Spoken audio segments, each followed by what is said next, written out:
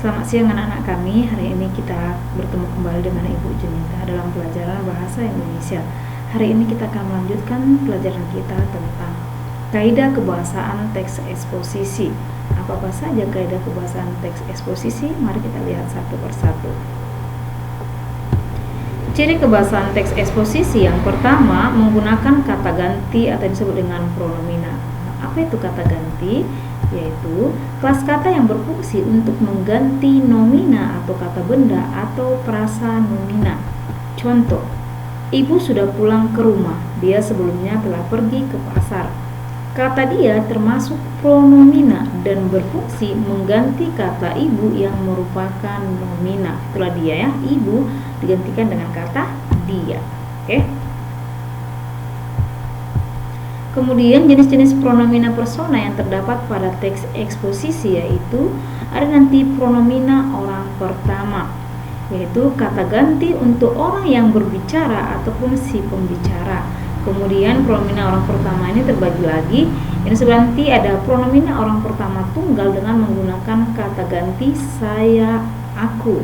Yang kemudian pronomina orang pertama jamak menggunakan kata ganti kami dan kita. Itulah jenis-jenis pronomina orang pertama, ada tunggal, ada jamak.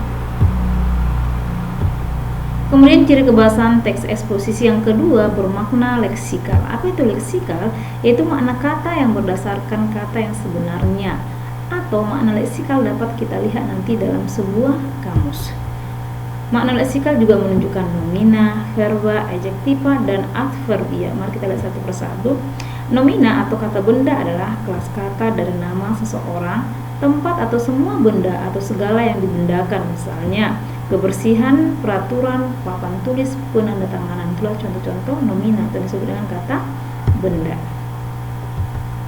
Yang kedua adalah verba. Verba adalah kelas kata yang menyatakan suatu perbuatan, keberadaan atau pekerjaan. Misalnya, bernafas, melompat, menyatakan, dan mengemukakan. Nah, itulah dia contoh verba atau sebuah kelas kata atau kata kerja. Yang ketiga adalah adjektiva. Adjektiva adalah kata yang menerangkan keadaan atau sifat, misalnya baik hati, suci, bersih, alim, diam, dan lain sebagainya. Itulah contoh-contoh kata sifat. Kemudian yang keempat adalah adverbia, kata yang memberikan keterangan pada verba, adjektiva, nomina, atau kalimat, misalnya sangat, lebih, tidak. Itulah contoh-contoh adverbia. Kemudian ciri kebahasaan teks eksposisi yang ketiga menyatakan dan menjelaskan pendapat. Pendapat adalah pernyataan yang belum pasti kebenarannya dan membutuhkan pembuktian ya. Jadi belum pasti kalau berupa pendapat. Nah, contohnya minum air putih adalah salah satu yang paling esensial di dalam tubuh. Hal ini disebabkan selain 2/3 dari tubuh kita adalah air, air juga dapat membersihkan tubuh kita dari racun dan menyumbang nutrisi penting ke sel-sel tubuh. Nah, ini masih berupa pendapat ya. Jadi belum istilahnya itu masih pendapat, belum sebenarnya, belum misalnya bisa dibuktikan apakah benar-benar itu berupa pendapat atau sudah fakta. Jadi masih pendapat seseorang benar apa tidaknya ya. Jadi belum pasti.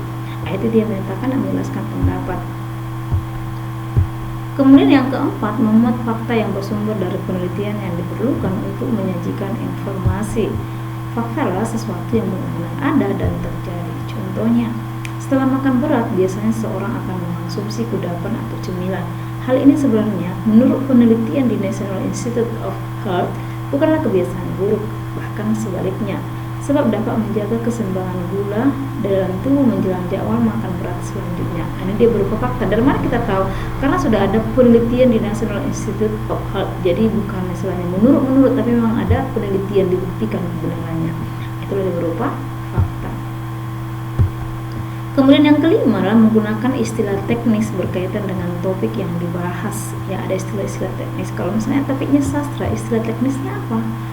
Itu nanti ada puisi, roman, dan prosa. Oke, demikian pelajaran kita hari ini tentang kaidah kebahasaan teks eksposisi. Ibu harap penjelasan dulu dipahami atau dimengerti. Jika ada yang tidak paham, boleh ditanyakan langsung sama Ibu ya. Terima kasih, selamat siang.